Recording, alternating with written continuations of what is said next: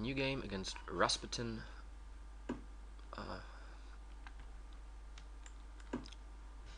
Let's see what kind of opening he wants to play with black. So I guess now it's not only the Benoni. If I play d5, we have Benoni set up often when black plays g6 and stuff. I think he might play b5, which is a so-called Volga or Benko gambit. I like this opening, the b5 opening. I mean, you sacrifice a pawn with black. There are some other videos around where you can check this opening out, and you have an easy game with black, although you are a pawn down. Okay, now this rather looks like he really wants to play the normal Benoni, because now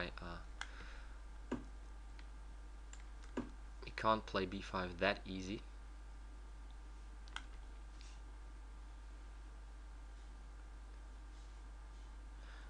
This is quite an unusual way to play the Benoni, because often you play e6 as well to at least open here the file for potentially for a rook. This is something that yeah, black obviously didn't do, so I might have some pressure on this pawn later on with bishop f4, and if he plays e6 he has to be really careful about this pawn. I don't want him to play bishop g4, so if I play knight f3 he can easily play bishop g4. I think here I waste a tempo, but it's not a real waste because I just protect my knight here.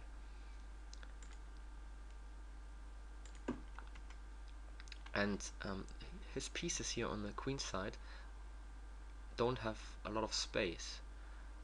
It would be good for him to exchange the bishop here, because then he has more space. But now he has a problem. What should he do with this bishop? So now he threatens to play e6 or e5. And if I play bishop f4, what I said earlier, and he plays something like this, he might take with the rook. And then he protects this pawn. On the other side I could try to play later on maybe knight b5 and take it more. But in the end I don't really care about playing him e6. I think I develop and continue with the plan to keep my pieces on board and make it difficult for him to find a place for this bishop. So if he plays e6 and exchange here, I could take with this pawn, but then he could maybe go to f5 with the bishop. Okay, but this is done anyway now because he closed the center. I don't want to take here now. I think this rook is not placed very well here. He needs to go back later on to f8, because now his plan should be to play f5. But if you want to play f5 with black, the rook is better placed on f8. So yeah, he wasted the tempo, simple as that. And I could castle, but what I do first is develop the bishop. Maybe I play queen d2 and threaten something like bishop h6 later on. And another idea is that I don't castle short, but I play on the king side myself. Could be an idea. And you can see that he still struggles for good places for his queen side. Often black plays something in this kind of position like a6 and b5. He wants to get open here the position somehow, but b5 is not really a threat. I could just take it. If he takes back, I take with the bishop, attacking his rook here.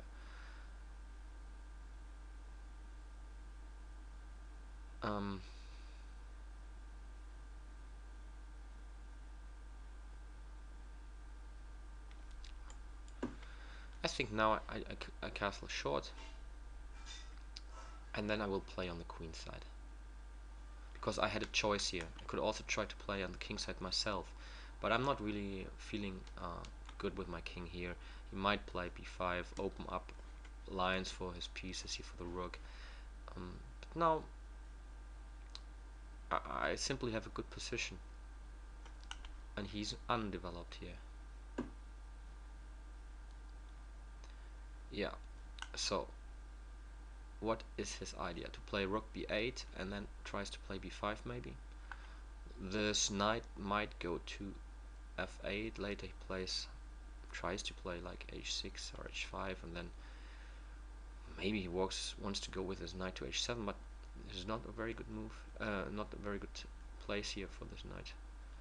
So his knight might also go to b6 later on, but it's nothing, he can't do anything here. So essentially I think his plan is simply to play rook b8 and then try to open up here the position. So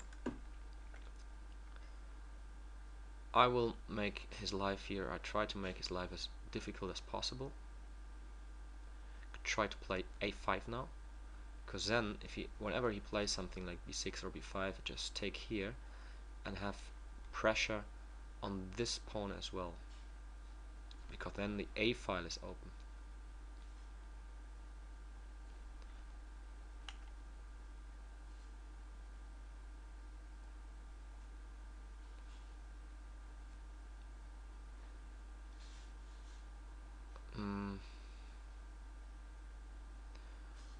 What could be another plan for me to play? Something like, I could have played a3 and b4.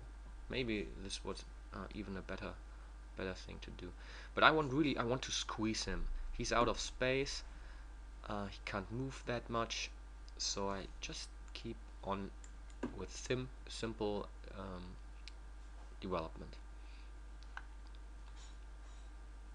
I don't really want to play bishop h6 now, because I mean, this bishop, if you look at the bishop, it attacks his own pawn, so it might be a good bishop if he plays f5 maybe, and if I take, he can open this diagonal, but he can't do it at the moment. And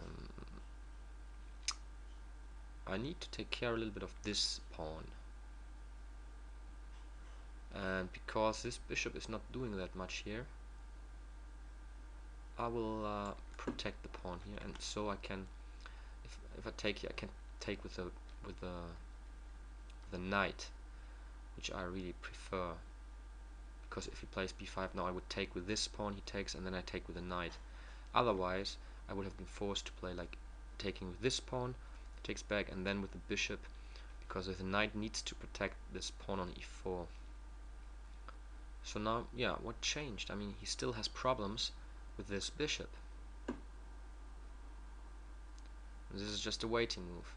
So I can try to play like g4, g5 later on, or even f4, but f4 would really help him, I think. So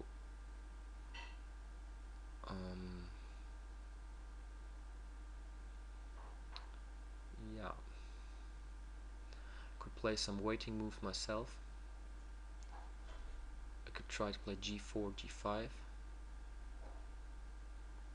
winning even more space. I don't want his knight to go to h5 and f4, so I like g4 to gain even more space here. And I could think about playing rook king g2 and one of the rooks to h1, maybe h2, and then slowly advancing here with the pawns. So first of all, I can't play g5 if he moves his knight away. I mean, I always need to take care here of this bishop. I think this is a useful waiting move. He can't even move this knight now.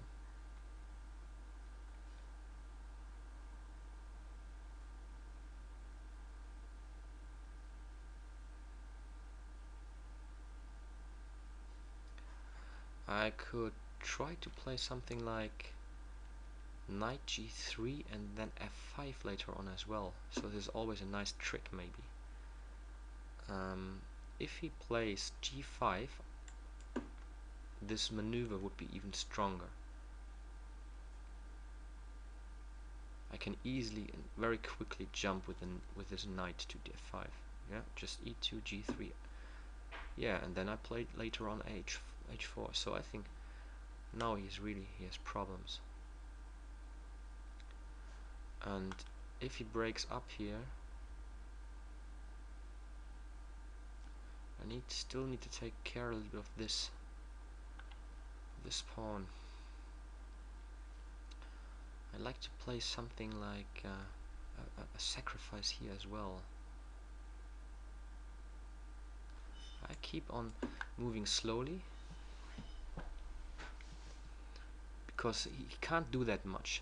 I mean, he needs to play the queen away and then try to play his knight to f8 and g6 to jump in here. But I want to play h4 as quick as possible. Okay, now I can play,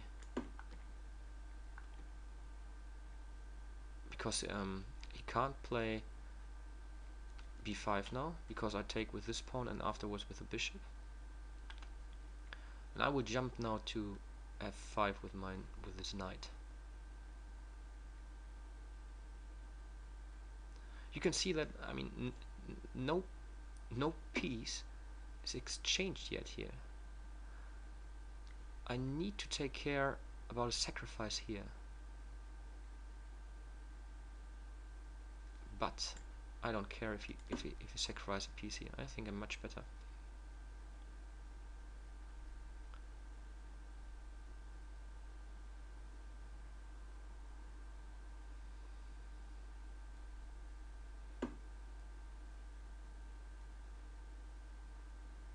Okay, now he can try to play this maneuver. But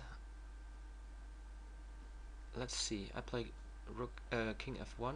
He plays knight here. I attack his queen. He needs to move away, because if he takes, I just play the pawn here and he can't move there. And afterwards I play h4 and he could play knight g6, so I'm a bit too slow. So I play it directly.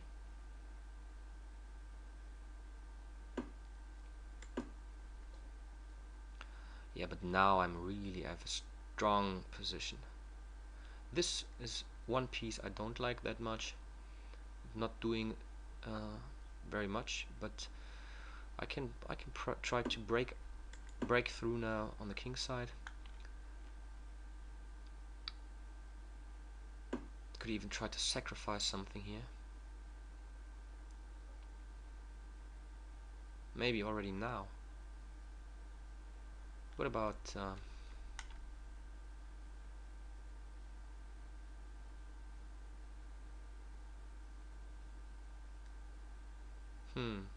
I think about knight g5. He could take, and I threaten here queen h4 mate. But he could play something like knight d5, which attacks with his queen, my queen, and protects also his queen with a knight. I think I should play. What can he do? I want to play h4.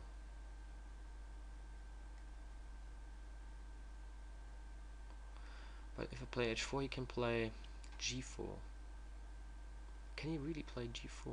I take on h6, he takes back, I take here. If he takes here, yeah, it doesn't work. So let's make a waiting move.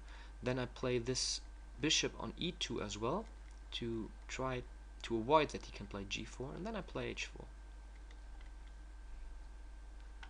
But also need to take care of a sacrifice here then, or it's not a sacrifice even, so okay.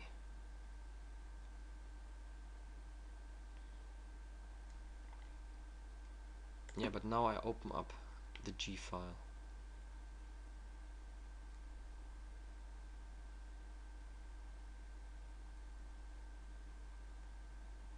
Really, I would love to if he plays knight f4, it's not possible for me to let this knight survive here. And if I take, I would really consider playing e5 and sacrificing this pawn, because this bishop might be very strong then. But first I will take here to open up this line. Yeah, and now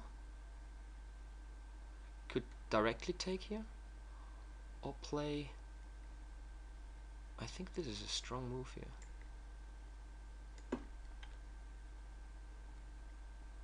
Yeah. And now I have nice threats. I mean, if I take here and he takes here back, I could play e5 or directly f5, f6. If he takes, I play e5, attack with this pawn, his bishop, but also here this diagonal would be opened and I can take on h7 and make mate. Yeah. So what does he want to do now?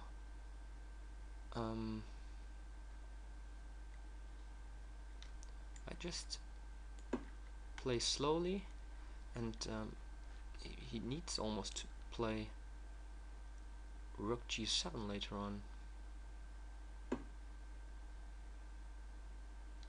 Yeah, but he can't run away.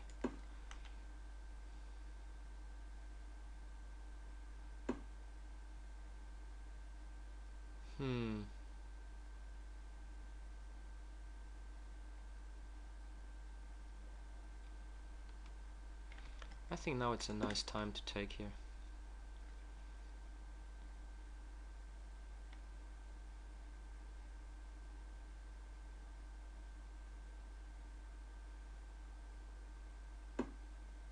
Yeah, and now I sacrifice this pawn.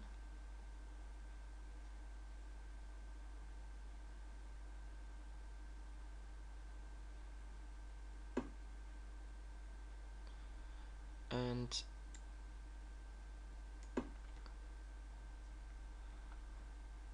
well, I think this position is really strong now.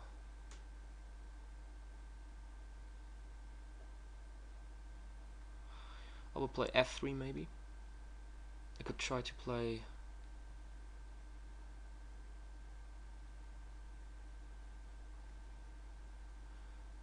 rook h6, f3, and also tripling here my queen and the rooks. He can never move this bishop, because otherwise I will just play f6 and I would have really nice squares for my bishop on e4. Could even think about sacrificing this pawn here maybe later on to get this square on d5 for my bishop, attacking here f7. The knight could jump to h6 and attack f7 as well. The queen should go maybe to h5.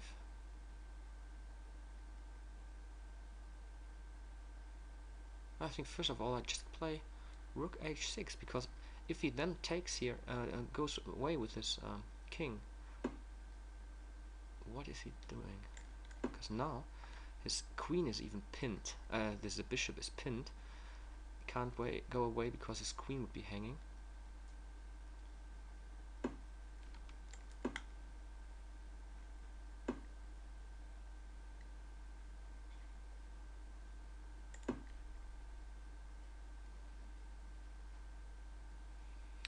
And now the threat is simply to play queen h2.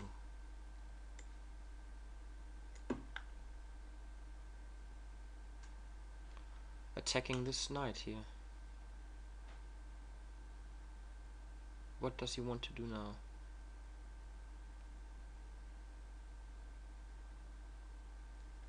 Yeah, it's very difficult for him now.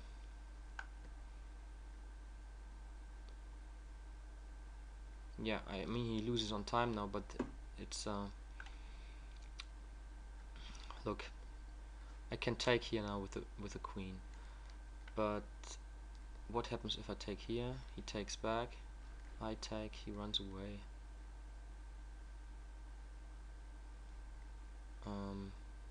Yeah, I just take here. Black forfeits on time. And afterwards I play this move again. So his position is dead. What to learn from this game? In my opinion, I mean, if you look at the pieces, his pieces were really like yeah, they couldn't move that much. This knight can't move because then the rook would be away. This bishop can't move because his queen is hanging. His rook can't move because then I could take his knight.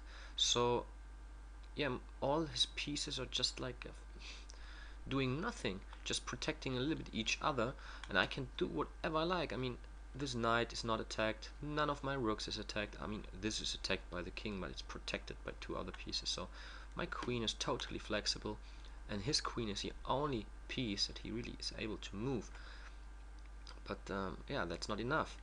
And I think one of the key elements in this game was that I noticed that he has some problems to develop these pieces here on the queen side. So a move like h3, which is not that good very often, especially is not recommended for beginners. You often waste just time.